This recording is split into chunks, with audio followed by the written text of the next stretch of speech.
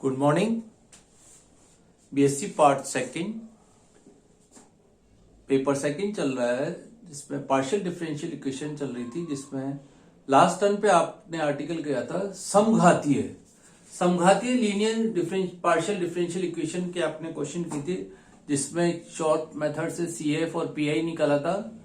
अब next article जो important है असमघातीय रेखिक आंशिक अवकलन समीकरण, जिसकी समीकरण आपकी असमघात के रूप में दी हुई हो, अर्थात एफ डी डी डैश बराबर एफ एक्स वाई, जो कि असमघातीय होगी। जैसे एक उसका समीकरण लिख लेते हैं पहले आपको। जैसे असमघातीय का मतलब D Q plus D square D dash plus D dash minus 1 into Z बराबर आपको कोई फलन दे रखा है साइन एक्स प्लस 2y। यहाँ पे 3 घात है, यहाँ पे 3 है, यहाँ पे 1 है, या 0 है, तो ये कहलाती है असमघातीय। तो सबसे पहले आपको क्वेश्चन में देखना पड़ेगा समघातीय या असमघातीय समीकरण है, उसके आधार पे अपन उसका सीएफ और पीआई निकालेंगे। अब जैसे अपन सबसे पहले इनका सीएफ भी निकालना पड़ेगा, फिर इनका पीआई निकालना पड़ेगा। तो सबसे पहले लिखिए आंशिक अवकलन समीकरण का सीएफ निकालने की विधि। ठीक है, समीकरण जैसे दे रखिए, मान लीजिए d minus M one D dash minus alpha 1, d minus M two D dash minus alpha 2 and d minus M N D dash minus alpha N into Z बराबर दे रखा है आपको कोई 0 दे रखा है। सबसे पहले क्योंकि CF निकालते टाइम उसका मान इधर 0 लिख लेते हैं। अब हमें पूरक फलन ज्ञात करना है, तो इसका दाहिना पक्ष आपने 0 ले लिया, तो सर्वप्रथम आप एक फैक्टर का लेते हैं, माना d minus M one D dash minus alpha 1 into Z बराबर सबसे पहले आपने ले लिया मान लो 0। इसको लिख सकते हैं p minus M one Q बराबर एल्फा 1 जेड, डायरेक्ट लिख दिया। ये लैग्रेंजेस लीनियर इक्वेशन है, जिसको आप लिख सकते हैं dx अपॉन 1 बराबर dy अपॉन माइनस का m1 बराबर dz अपॉन एल्फा 1 जेड। पहला और दूसरे को लिया साथ में,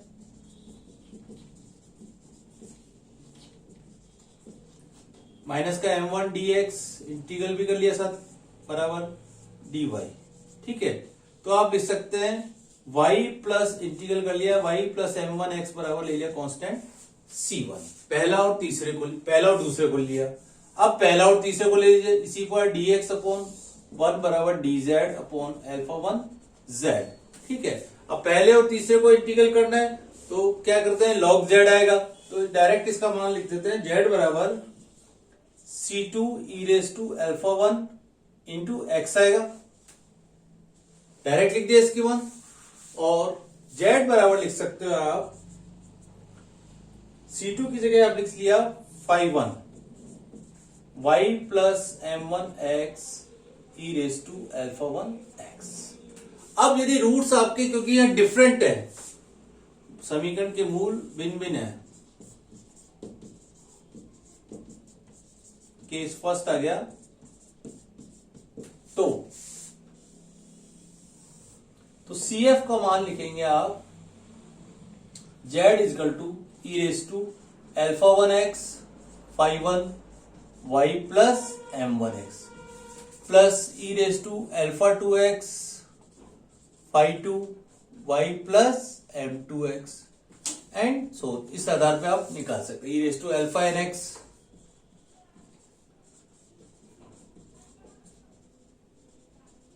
यहां आपको एक चीज ध्यान रखनी है, ये माइनस इस तरह से होना चाहिए। अगर equation d plus m D dash दे रखी है तो m का मान -1 हो जाएगा। इसी पर अल्फा 1 का मान यदि प्लस में वहां दिया हुआ है, तो यहाँ जब अपन क्वेश्चन सॉल्व करेंगे तो इसको माइनस के रूप में लेंगे। ठीक है, तो इस प्रकार आपने सबसे पहले लिखा जब समीकरण के मूल भिन्न भिन्न हो। Case second,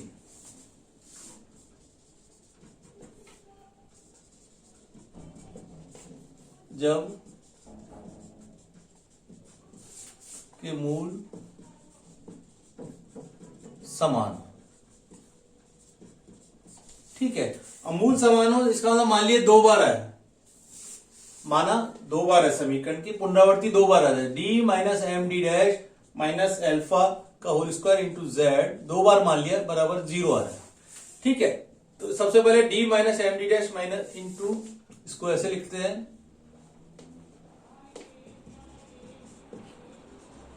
alpha into Z बराबर मान लिया एक यू। ठीक है, तो इसको माना,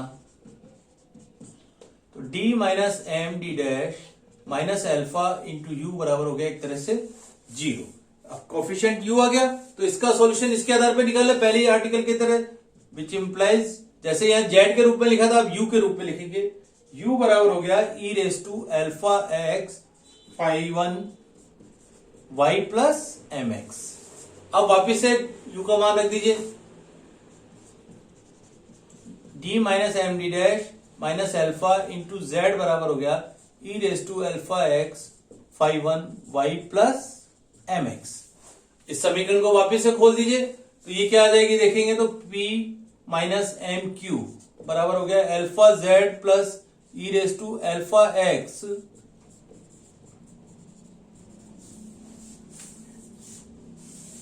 alpha Z plus E raise to alpha X one Y plus M X. वापिस से लैग्रेंजेस की लीनियर इक्वेशन आ गई, तो अपन लिख सकते हैं dx upon 1 dy upon minus M बराबर dz upon y plus M X. Again पहली और दूसरी समीकरण को काम में लोगे तो ये आ जाएगा y प्लस एम एक्स बराबर कॉन्स्टेंट a मान लेंगे। पहली और दूसरी को जैसे अपन ने यहां किया था,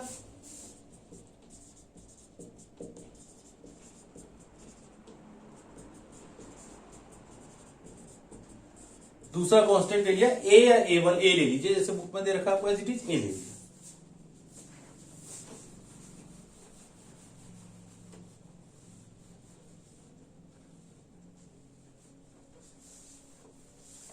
तो y प्लस एम एक्स अब पहली और तीसरी को वापिस से ले लीजिए, तो आ जाएगा dz अपॉन dx बराबर आपने लिख लिया alpha Z plus E raise to alpha x five one a.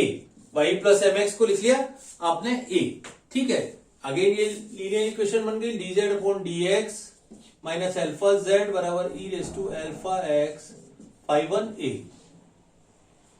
Method निकाल लें फर्स्ट इंटीग्रल फंक्शन से, जिसका समाकलन गुणांक आएगा ई रेस टू माइनस का alpha Z into E raise to minus का अल्फा एक्स बराबर ई रेस टू माइनस का alpha X E raise to alpha x five one A plus यहां पे आ गया फाइव टू ए। ठीक है, तो इसका इंटीग्रल क्या करोगे x, ये बन हो गया x five one A plus five two a और z बराबर आ गया e raise to alpha x five one Y plus M x plus five two Y plus M x. तो जब रूट्स रिपीट हो रहे हैं तो z का मान आ गया e raise to alpha x x five one Y plus M x plus five two Y plus M x. तो इस तरह से आपको याद रखना है, यदि रूट्स दो बार आ गए तो x से गुणा हो जाएगा और इस तरह से, और तीन बार आ गए तो five one Y plus M x plus five two Y X five two Y plus M x plus X square हो जाएगा उस केस में। तो इस तरह से इसका मेथड आपका वैसे ही चलेगा जैसे अपन सिंपल डिफरेंशियल इक्वेशन में कर रहे थे क्वेश्चंस में। तो ये तो था आपका CF निकालने की विधि। अब नेक्स्ट आर्टिकल लेते हैं अपन PI निकालने की विधि।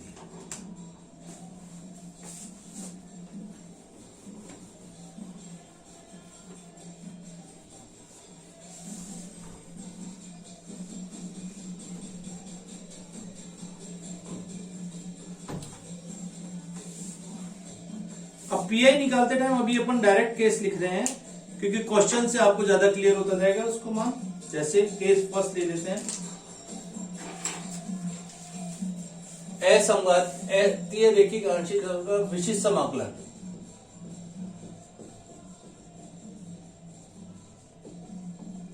ठीक है, पहले अपन ने केस लिया इसका फर्स्ट, यदि 1 upon f d D dash और e raise to A x plus B y इसका मान है 1/f(ab) e⁻ax प्लस by यदि f(ab) is not equal to 0। ठीक है, इसी का सेकंड केस ले लिया, फर्स्ट का a और b ले लिया। यदि 1/f(d) e⁻ax प्लस by और यदि ये 0 है तो इसका मान क्या हो जाएगा d प्लस a। यदि f(ab) इज इक्वल टू 0 तो इसका मान क्या हो जाएगा f d प्लस a और d डैश प्लस b। ठीक है, और e⁻ax प्लस b ऐसी चीज आ जाएगा। तो ये आपको याद रखना है, इस तरह से मेथड अभी नहीं करने हैं क्योंकि अपने को क्वेश्चन से करना है d plus a d dash plus b यदि f(ab) का मान 0 हो जाएगा। सेकेंड,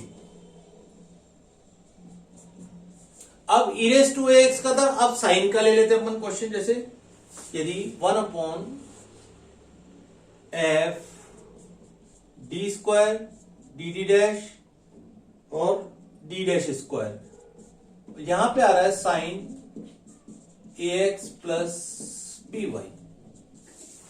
अब ध्यान रखना है a और b किस तरह से, वहां पे क्वेश्चन में 2x प्लस y होगा तो a का मान 2 और इस तरह से हो जाएगा। तो इसका मान होगा 1/f minus a² minus ab minus b², ध्यान रखना है, और sine ax plus by as it is आ जाएगा। यदि इसका मान 0 नहीं है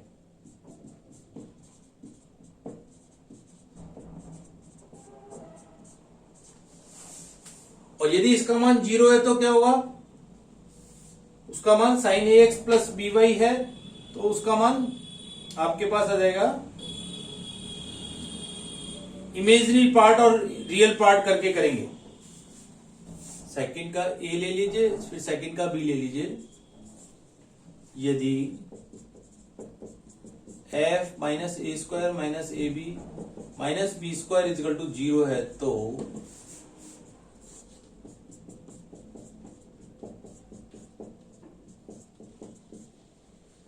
sign ax plus by, sine ax plus by यदि कॉस है तो भी कॉस रहेगा यहाँ पे। यदि कंडीशन ये होनी चाहिए कि f minus a² minus ab minus b² is not equal to 0। Underline कर देता हूं मैं इसको।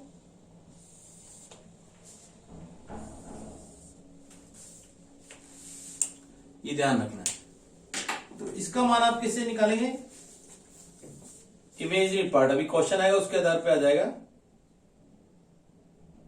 e⁻ax प्लस by वाले मेथड से निकालेंगे। ठीक है, और यदि कॉस होगा तो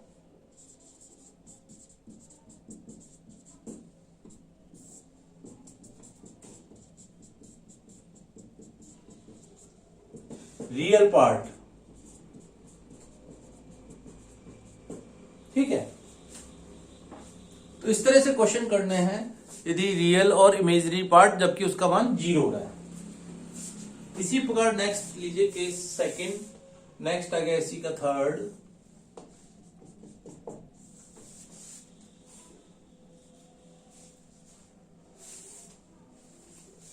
one upon f dd dash into x⁻m(yn) बराबर आएगा f dd डैश की घात -1 x⁻m(yn)।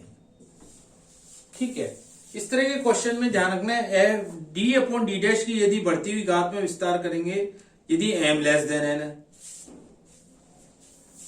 m n से छोटा है तो इसको अपन करेंगे d अपॉन डैश की बढ़ती हुई घातों में। यदि m ग्रेटर देन n है तो d डैश अपॉन d की घातों में। ये ध्यान रखना है, m लेस देन n और यहां n लेस देन m, एक ही बात ऐसे लिख लीजिए जिससे क्वेश्चन इजीली हो जाएगा आपको। केस फोर्थ लीजिए, 1 अपॉन f dd डैश, यहां आपको दे रखा हो e⁻ax plus B y into v, और वी भी फलन किसका हो, v is function of x and y. तो सबसे पहले e raise to x plus B y को बाहर लेंगे और डी प्लस ए हो जाएगा।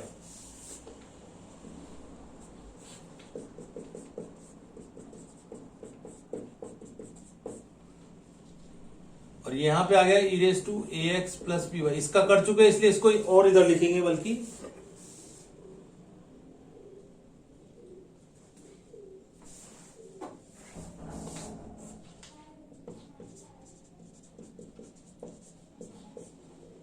और यहां पे रह गया इंटू वी, इसका फिर से करना पड़ेगा। तो इस v आपका फंक्शन है x और y का। तो इस तरह से ये चार केसेस हैं जिसमें आपको कंडीशन देखते जानी है, उसके आधार पे अपन क्वेश्चन करते जाएंगे। जैसे सबसे पहले अपन केस फर्स्ट का लेते हैं, जबकि F A B is not equal to 0 या F A B is equal to 0 का एक क्वेश्चन आ रहा है। अब ये केसेस मिटाने पड़ेंगे आपको, लिख लीजिए एक बार इनको, फिर उसके आधार पर अपन एक एक क्वेश्चन को करते जाएंगे।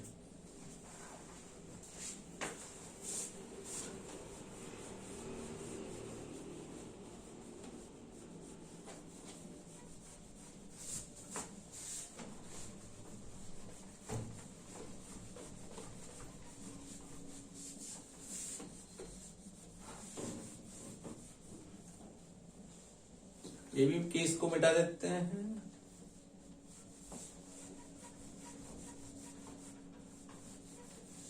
अब इस तरह के क्वेश्चन में सबसे पहले CF भी निकालना है और PI भी निकालना है। जैसे क्वेश्चन देखते हैं सबसे पहले,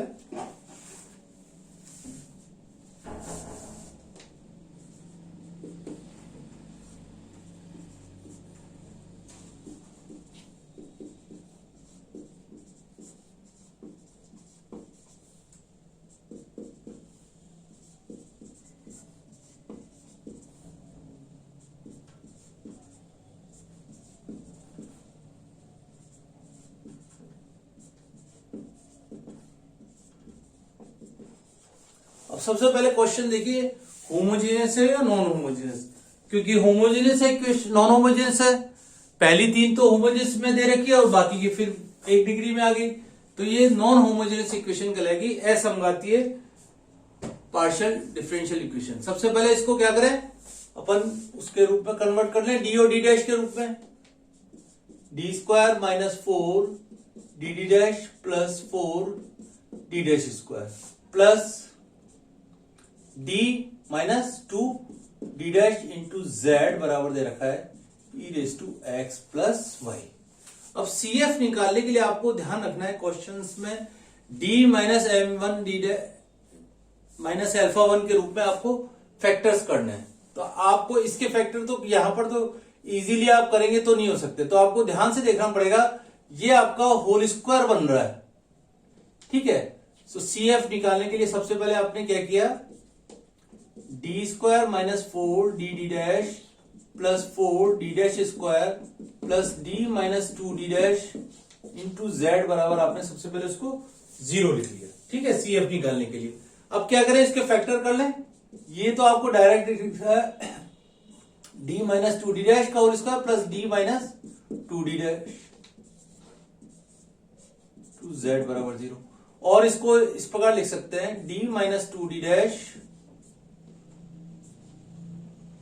और ये आएगा d minus 2 D dash plus 1 into Z बराबर 0, ठीक है। इस तरह से इसके फैक्टर कर दिए। अब इसको आपको सबसे पहले इसको लिखना पड़ेगा, d minus 2 D dash minus 0 लिख सकते हैं, CF के लिए, ठीक है।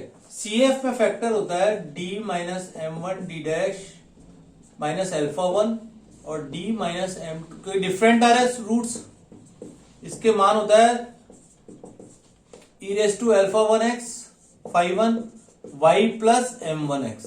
जब दोनों माइनस में होता है तो इस तरह से आता है, plus e raise to alpha 2x phi 2 y plus m2x। अब देखिए CF आपको निकालना है, equal to e raise to alpha 1x, alpha 1 क्या है यहां पर 0,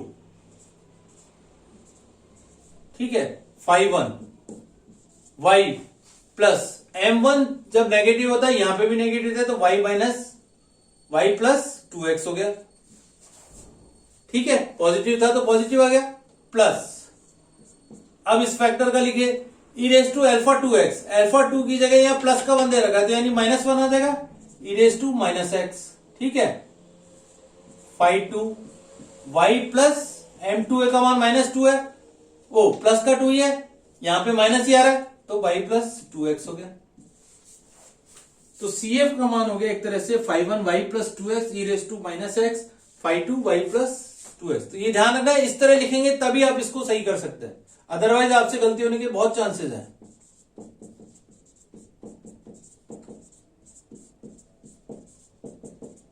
तो ये अपने केवल CF निकाला सबसे पहले। अब मैं इसको अंडरलाइन कर देता हूं, ये आपको ध्यान रखना है, इस तरह से इसका मान पहले अल्फा 1 फिर m1 इधर आ गया, फिर अल्फा 2 और m2, इस तरह से करेंगे तो आपसे कई गलती होने के चांसेस नहीं रहेंगे। तो ये तो आपने अभी CF निकाला। ठीक है, अब अपन PI निकालते हैं इसी के आधार पे।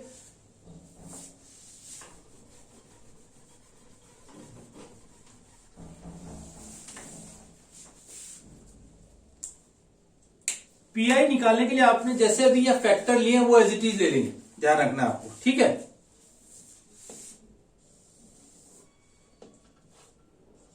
PI इजिकल टू हो गया e raise to x plus Y को तो आपने एज इट इज लिख लिया बाहर, 1 अपॉन जो यहां फैक्टर किया वो एज इट इज ले लीजिए, d minus 2d dash d minus 2d dash plus 1। ठीक है, अब सबसे पहले यहां ध्यान रखना है जो जीरो नहीं हो रहा सबसे पहले उसके मान रखेंगे। जैसे इसमें रखा 1 e raise to A x plus B y, a और बी के मान कितने दे रखे हैं यहां 1 1। ठीक है, यहां रखा 1 माइनस 2 प्लस 1, तो ये जीरो का तो इसको बाहर ले लीजिए, बाहर का मतलब पहले ले लीजिए, और यहां जीरो नहीं हो रहा तो उसको पहले उधर ले जाइए, क्योंकि फैक्टर है इसमें कोई फर्क पड़ेगा नहीं।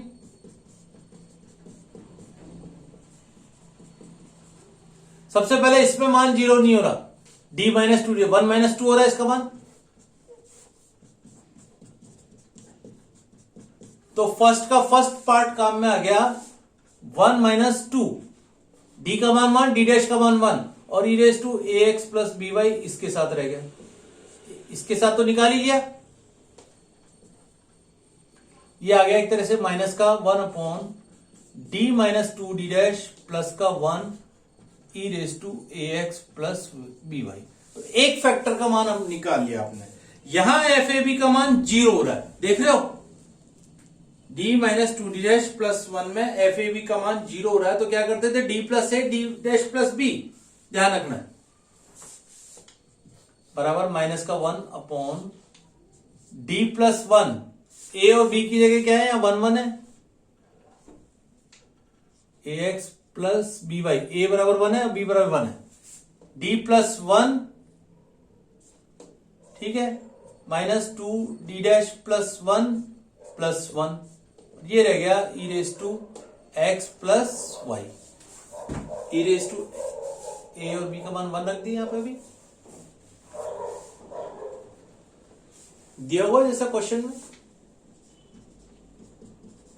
ठीक है, तो माइनस का 2 डी डैश प्लस 1 और e raise to x plus y, जबकि इसका मान क्या दे रहा था आपको, एफ ए बी का मान जीरो हो रहा था। अब एफ ए बी का मान जीरो हो रहा था तो आपने देखा होगा केस फर्स्ट में इसका मान यहां 1 आ जाता है, तो यहां पे इसका मान क्या रहेगा, केवल 1 रह जाएगा।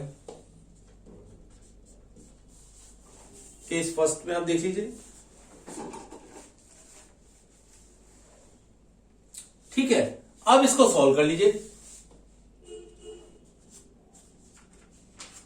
तो इसको अपन सॉल्व करेंगे तो माइनस का 1 अपॉन माइनस का फैक्टर और e raise to x plus y, sorry बाहर आ जाएगा, 1 तो आएगा ही, e raise to x plus y यहां तो 1 रहेगा, e raise to x plus y यहां आ जाएगा, क्योंकि अब उसको भी इंटीग्रल वो कर लिया आपने, पीआई का काम में ले लिया।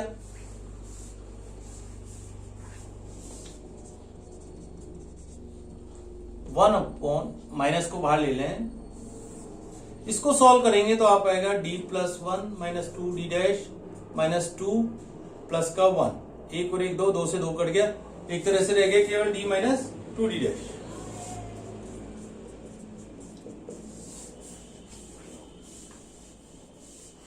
अब D minus two D dash और वन है तो कैसे भी आप इसको सॉल्व कर सकते हो, एक डी कॉमन ले लीजिए, ठीक है, वन अपॉन डी, और ये आ गया one minus two D dash upon D की घात माइनस वन, इस टर्म में खोलेंगे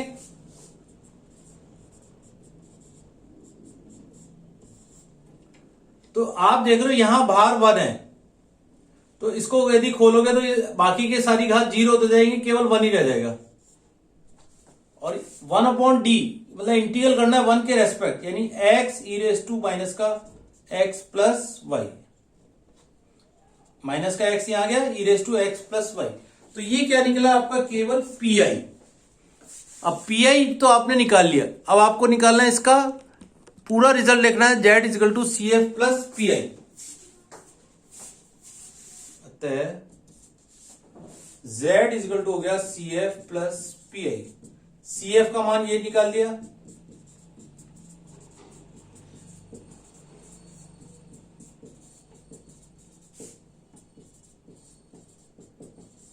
तो ये क्वेश्चन था आपका, जबकि e raise to x plus y जिसमें एफ ए बी जीरो भी नहीं था और एफ ए बी जीरो भी हो रहा है अलग केस में, तो दोनों तरह से इसको क्वेश्चन को इसमें हल हो गया, ये जब एफ ए बी जीरो नहीं था और जब एफ ए बी जीरो था। तो अभी ये केवल एक ही केस हुआ है। Thank you.